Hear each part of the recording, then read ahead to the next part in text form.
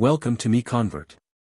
In this tutorial, I will show you how to convert FCSTD files to 3MF format, completely free and online. Open your browser and search for FCSTD to 3MF MiConvert.com. Click on the first result to go straight to the converter. You are now on the FCSTD to 3MF converter page. The interface is clean and easy to use. Let's upload a file. Click the Choose File button. A file picker will open. Select the FCSTD file you want to convert, then click Open.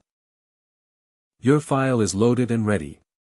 You can see the file name, size, and destination format. Click Convert now to start the conversion. The conversion is in progress. You can see the progress bar moving. This usually takes just a few seconds. Done. Your file has been successfully converted. Click Download to save the 3MF file to your computer. That's it. Visit MiConvert.com for more free conversion tools. Subscribe for more tutorials. Thanks for watching.